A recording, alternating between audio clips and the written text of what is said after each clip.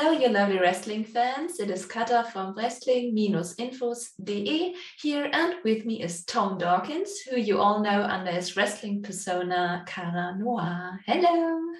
Hello. How are you? Yeah, I'm well. I'm well. Recovering from the long weekend that we've just had in Germany. So yeah, still getting back to normality. How was your Carat weekend? Oh, it was great. It's always fun to be in WXW and to be in Germany. Everyone's so lovely and welcoming, and it's one of my favorite places to work. And what was your highlight this year? What was my highlight? What in WXW? My highlight this year was I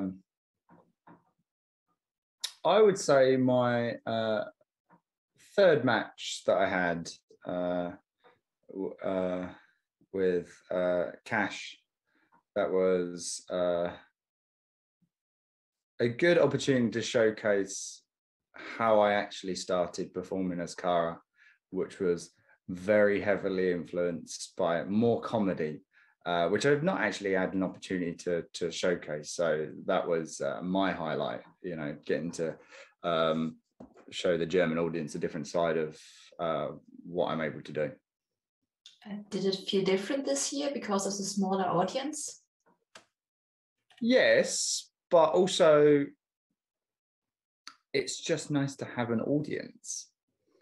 Like, it's such a, I did a lot of the some of the tape-ins that they did for the Catch Grand Prix, and they did have small audiences either side. We were very restricted. There was no interaction, whereas during 16 Carat this year, it was great even to see old faces that I saw from like 2 years ago, on when we were at like merch stands, and be able to interact with essentially the members of the audience.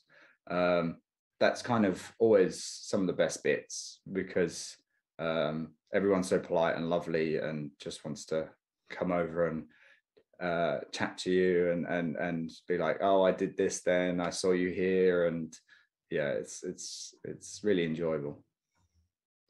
So we're doing this interview with Katha and Tom, and I wanted to ask you, you dissociate yourself from your wrestling character, which is kind of unusual in wrestling these days, especially with social media, I guess. Why? Yeah, I definitely think there's a interesting kind of contrast to my life and what I portray and perform in the ring. However, I use a lot of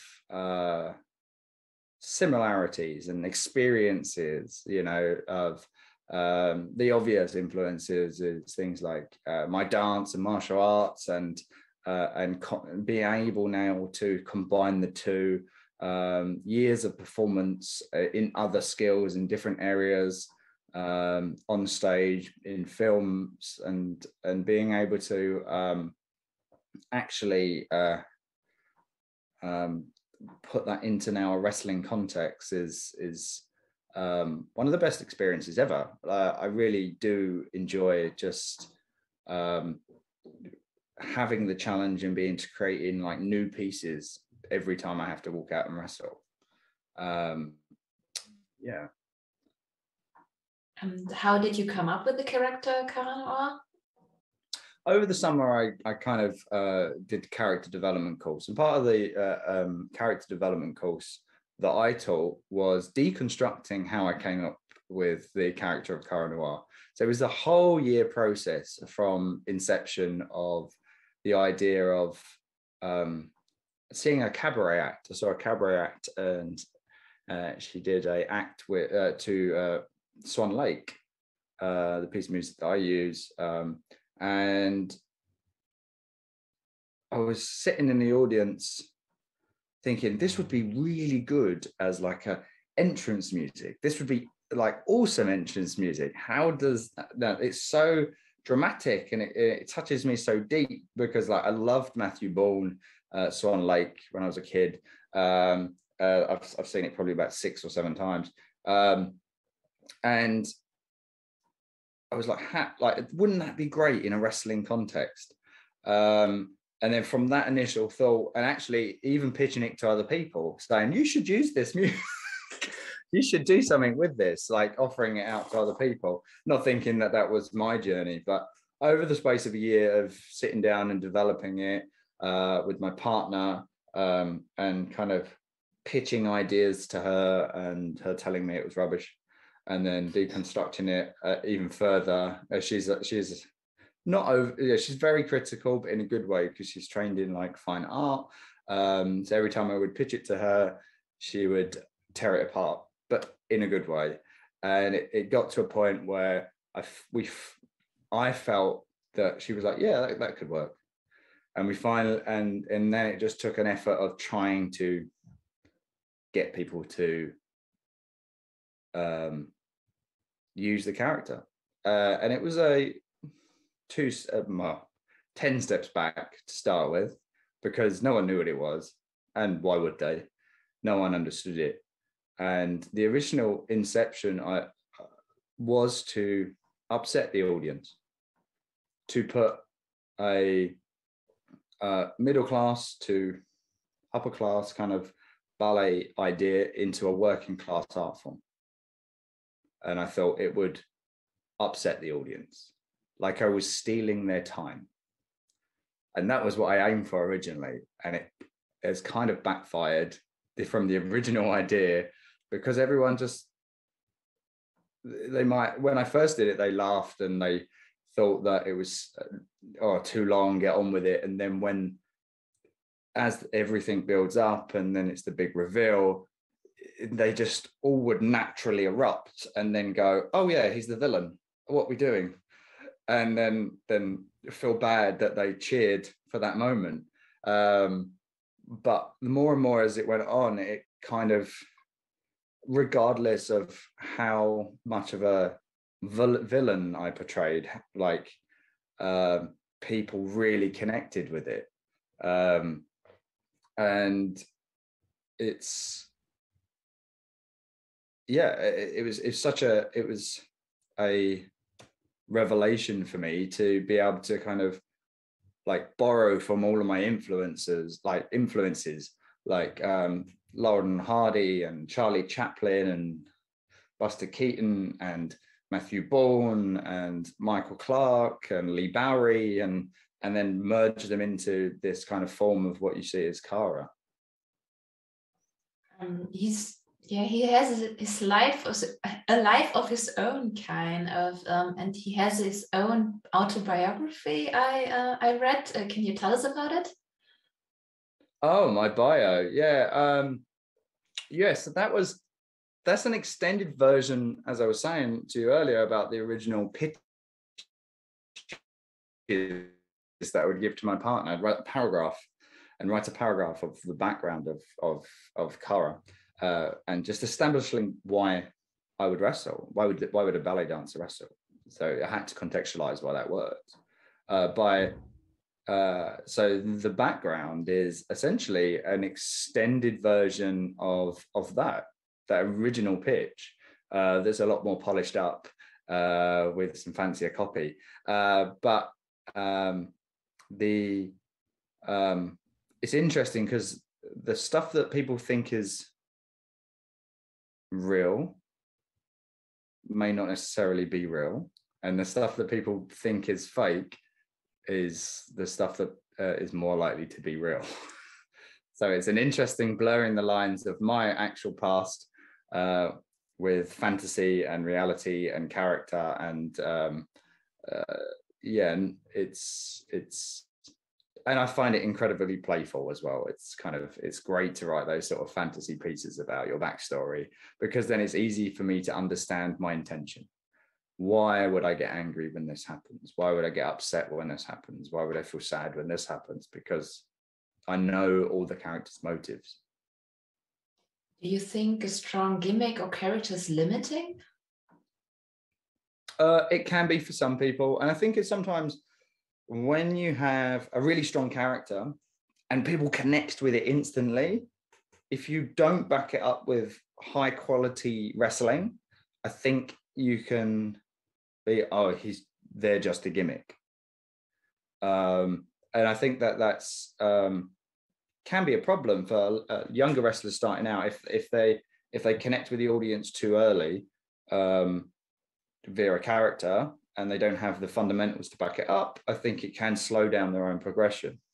I did it the other way around. I was a serious wrestler for a long period of time and learned wrestling like in a very kind of like British style. Went and learned like lucha libre eventually, and then went into different places around the country to learn all these different styles as a very serious non-gimmick kind of wrestler.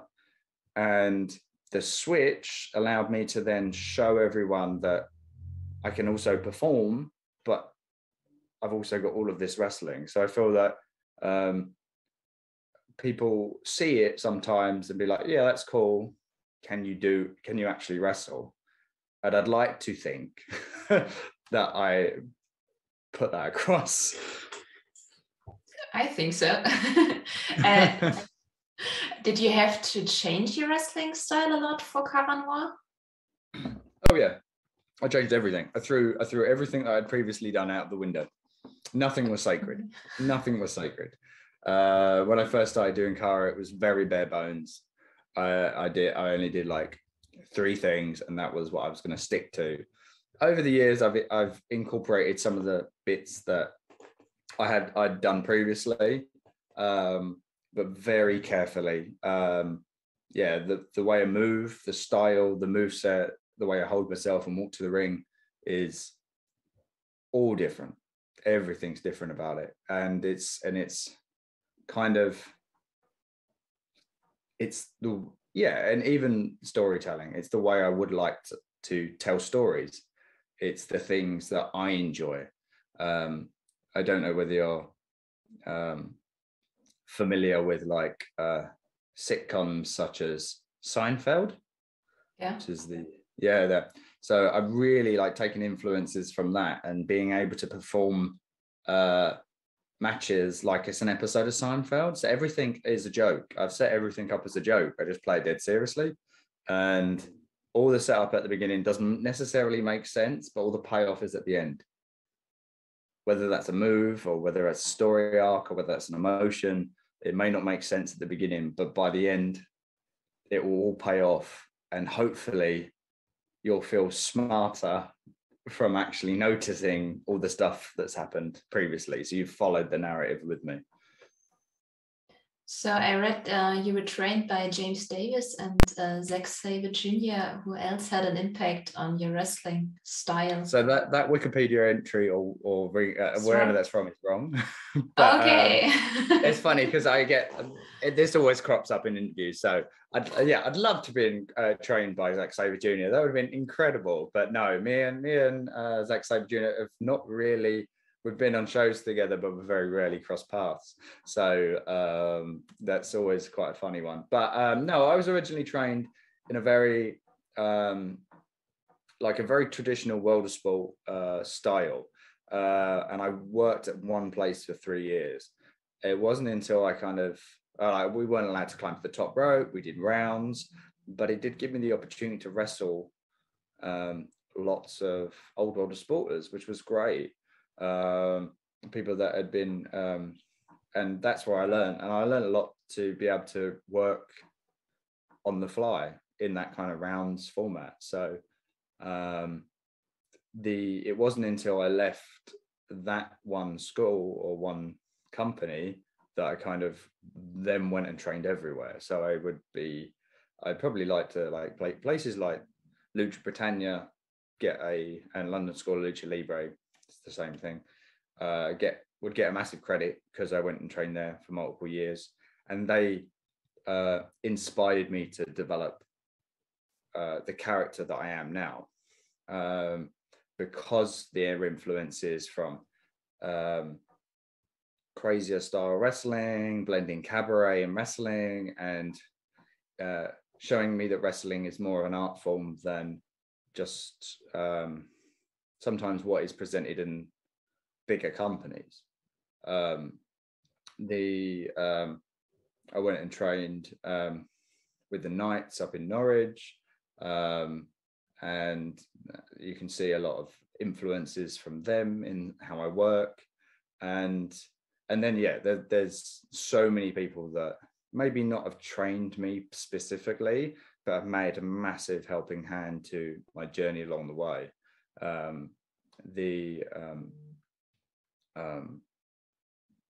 I would like someone like Pete Dunne has always had an influence, and the funny thing is he probably doesn't even realize because every time we would have conversations backstage, he would be like, when I was stuck at my original company that I was working for, he's like, you need to leave because you're too good to stay here, but just get yourself out everywhere.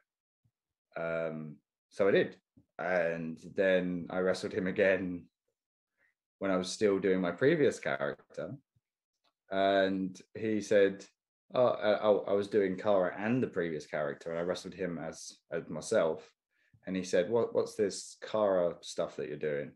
And I said, I described it as like it was the best thing ever. It's the thing that lights me up, and it's the thing that I really enjoy. And he was like, well, it's simple, you just need to just do that. And I was like, okay. So I did. So I cancelled all my bookings as Tom Dawkins, as I was doing before, and only did stuff as Cara. So, there's lots of people that I could credit for helping me along the way in different forms, but that would just be an example of one. Okay, you've been Progress World Champion for over 2 years now. What was your favorite match while defending the title? Oh, wow. Oh, God, there's so many. And there's so many for so many different reasons. It was really fun. Oh, trying to think. One of my first title defense was definitely one of my favorites, because that was the last one that we did in front of the crowds, and that was with Chris Brooks in Cardiff, I think. And I love the imagery of the end of the match where there was thumbtacks involved, and I'd put him into the sleeper, and he jumped backwards into the thumbtacks with me on his back.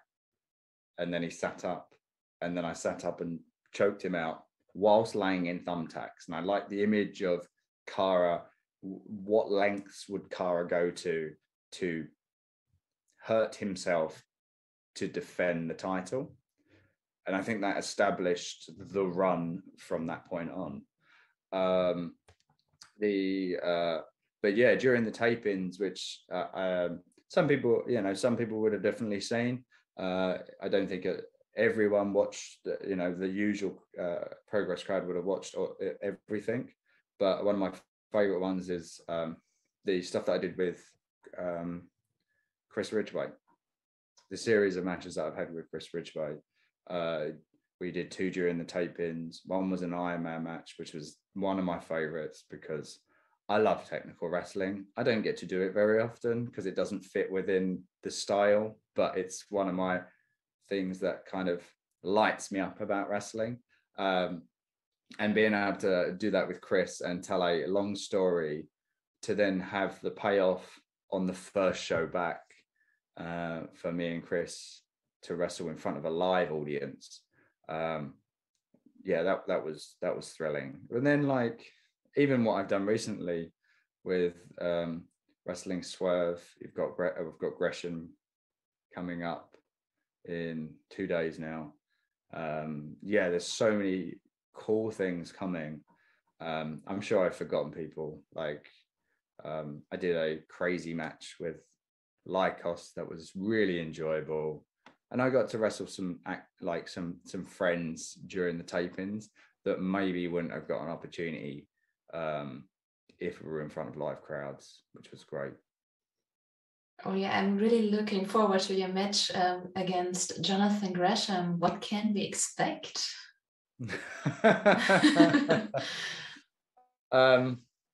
That's a good question. I probably don't know myself, but like I'd say always expect the unexpected from Cara.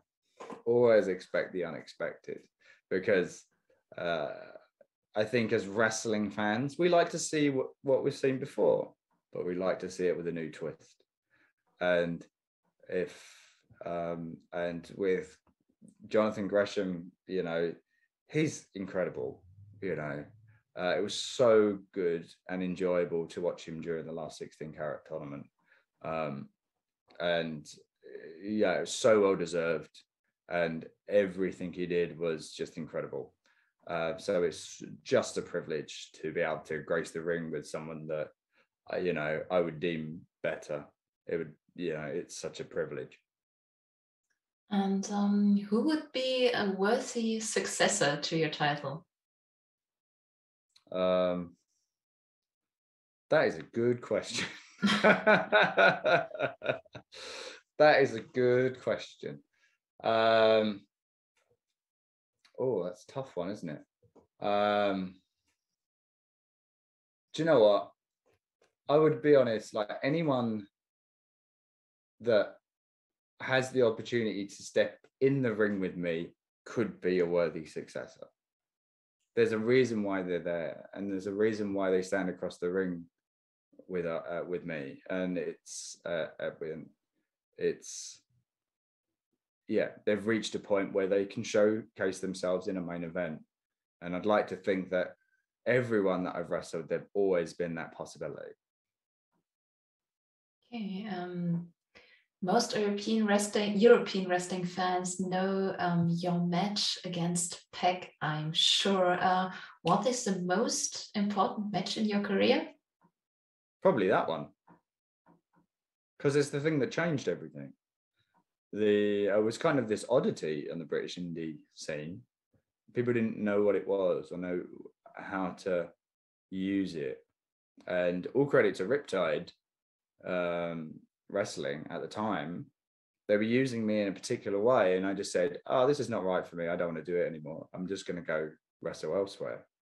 And Josh said to me, what do you want to do? And I said, this is the story I want to tell. And as soon as he let me do that, we were having match after match of the night with the different people that I worked. And then he said to me that he'd booked Pac, and I didn't believe him. I didn't believe him, because there's a lot of subject to change in wrestling. You never believe it until you're actually there. And even when I showed up was driving to the venue, I thought, I didn't believe he was going to be there. I just didn't think he was going to be there. And then it wasn't until I stood in the ring and listened to him enter, because everyone knew something special was about to happen. They didn't know what it was. They didn't have a clue what it was, but they could feel the energy of something about to happen. And after I entered, and then his music hit, no one knew what it was to start with. And as soon as he walks out, you hear the audience just erupt. And it was it's not a big crowd, Riptide. It's not a big crowd, but they generated so much volume in that small space that it was euphoric. It was euphoric for me, and I was definitely euphoric for Pac. You could feel that, and we just enjoyed every moment of that match together. So I wanted to ask you a bit about your, I'm not sure how to call it, gymnastic fitness school, Reset Lab? Is it how to describe it? So that's a business that we originally started with my partner.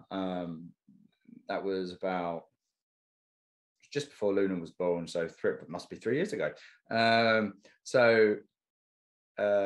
We started in January. She was born in February, and we'd been running gymnastics for adults out of a little tiny archway in Bethnal Green, London. And from that, we've kind of evolved it and built it. And the gymnastics has now evolved even during lockdown, we were doing online coaching and online gymnastics, so people could do it in their living room, and we'd built a little community throughout the whole lockdown period. And then once the pandemic was, especially here, it was like July last year, it was kind of the restrictions were easing off. We took the opportunity to open a school, and it was the idea is to, although a lot of the wrestling schools had closed during that period of time, so we decided to combine the gymnastics and open a new brand called Play Fight London. So yeah, we still do the gymnastics and we still teach gymnastics, but now it's under one kind of in one facility, which is in Woolwich in London. And if you haven't seen it, it's such a big space. It's such a great space to have. And it's kind of like what I would only describe as an adult playground, because there's trampolines, there's high jump beds, so you can do crazy things into the high jump beds. There's air floors and air tracks and wrestling ring and fitness equipment. And it is an opportunity for, especially now with opening the wrestling school, incorporating and teaching wrestlers, rather than saying, oh yeah, how you do a backflip or do a moonsault is just to do a moonsault. We can use Claire's gymnastics knowledge and my limited gymnastics knowledge. She's a better gymnast than I am, to help wrestlers land safely, be safer, and make sure that they're just not hurting their bodies by, you know, landing stiff-legged or protecting their joints. So yeah, we have all those kind of facilities now. So yeah, we've recently, now we're looking to kind of build that brand even bigger. Is there a student of yours we should keep an eye on? Well, that's the tricky question. There's loads of students, but do you know what? I wouldn't want to put them on the spot, because everyone goes, oh, we've got to watch this person, and then there's too much pressure on them. But there is a lot of students at the school that are now starting to have their first matches, handful of matches, and that's been incredible to actually see, because yeah, it's all well and good learning wrestling, but application is key. Can't apply it, then it doesn't work. And to actually see them use the skills that I've taught them, and apply it to their own kind of craft is incredible. And that's all them, that, you know, for being a very good student and susceptible to whatever madness I get them to do. Your school seems to be focused on a safe environment for your students, which in light of speaking out is very interesting. What is your concept? So the reason why, the concept that we originally started, because I have such a strong martial arts background, well, how I was taught martial arts is always through a grading system. And that wasn't necessarily to hold people back or slow people down. It's so that they actually learnt the craft and paid attention on the basics longer, rather than being like, oh, you've done that once, you can now move on. It's, you know, it's not until you've practiced something 10,000 times that you'll know that movement in and out your body, and you know you're not going to be frightened of it, you're not going to be uncertain of it, you can just do it and it just automatically happens. So we stuck to a principle of our grade 1 system is isolation. So we teach you isolated movements, isolated patterns, some simple moves, some basic tech, all in this isolation based idea. And then grade 2, once you've passed grade 1, which is, there's a lot of content in grade 1. Once you've passed grade 1, we do a grading, and I deem you as safe to go up to the next level. Well, we deem you as safe because it's a panel grading. The grade 2 is integration. So you're starting now to integrate moves, building sequences, starting to learn the storytelling aspect of wrestling, the 7 stages of wrestling, because you've learned the basics to such a high level, you're less likely to panic when I start to throw them into sequences, because you know them in and out. And then the goal, what I work with the pros and like our advanced group, is now that you understand what the rules of wrestling are, as artists, I'm going to teach you now when to break them, when it's right to break the rules, when it's good to play with the formula, messing up the concepts that we see all the time. I read you have been involved in the all-party parliament group on wrestling. I'm pretty sure a lot of Germans do not know about it. Actually, I had to look it up myself. Can you explain your work with them? So this is ongoing work. So originally the all-party parliamentary group was originally set to do an inquiry into wrestling and set up a report on the wrestling scene within the UK, how it functions, safeguarding, what regulations it needs, and making sure that not only wrestlers are safe, but trainees are safe as well. And I think the more vulnerable people are always going to be people that are just starting out or trainees, because they are learning from someone.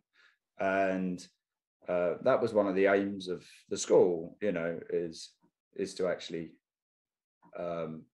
make sure that they are in a safe environment. So the APPG was so the report released, I can't even remember now, last year sometime. But yes, at the minute we're still ongoing work, still investigations, working with Claire Walden and a couple of the people in the APPG to develop the next steps and how wrestling can be, how would you say, regulated, I guess, and so that everything's safe for everyone. And it's really good to see a lot of the members of parliament that are really into wrestling come and watch the wrestling shows, because it's interesting to see them at the end of the shows when they're no longer in this informal environment and they are just fans of wrestling. And do you feel that your work there has an impact on the wrestling scene? Yeah, I feel that I'd like to hope, like all parliamentary procedures, it's slow. Of course it is. I'd like to think that change is coming for the good. And when speaking out happened, my role in that was to listen, not to tweet about it or say what I think, because it's irrelevant. What it is to listen, take everything on board and try and make some change. So talking about future, what are your plans this year? So my plans are to keep developing the school and hopefully develop some people further in their wrestling journey and actually see them perform on bigger platforms. That would be incredible. My plans is to see where wrestling takes me. There's a lot of opportunities coming, and as I said earlier, I don't necessarily get excited about them until I'm there in the present moment, because things can always change. But there's a lot of things in my diary that are incredibly exciting, and we'll see where we are by the end of the year. Yeah, you mainly wrestle in the UK. In which other countries would you like to wrestle? Yeah, so at the minute I mainly wrestle in the UK. Now things are starting to open that up. I think that spreading further afield into Europe it's always always great to wrestle in so many different countries, because it's an opportunity to for other people to see what I do, and the goal is, would be to find my way into further afield. So I'd love to wrestle in the US when that opportunity comes. I'll definitely jump all over that and be able to firstly see if the US crowd even like what I do. So that will be interesting, but I'm sure they would. Yeah, see how it will be received over there. But yeah, no, it'd be really, really fun to kind of try to perform in so many different environments in front of different languages, different ways that they are silent. And I think the beauty of silent cinema is that anyone can watch it and understand it. You were cut off for a short period, but I think I understood most part of it. I hope in the audio it is as well. I don't know what it was. Okay, fair enough. Okay, perhaps I have to ask afterwards if I didn't understand it. So what I wanted to ask you is, if all forbidden doors were open, who would you want to work with? Oh, everyone. Everyone. Like, the best thing about really, like, there's only been one company for such a long period of time, and they've held all the cards, right? So, this idea of this forbidden door is quite funny.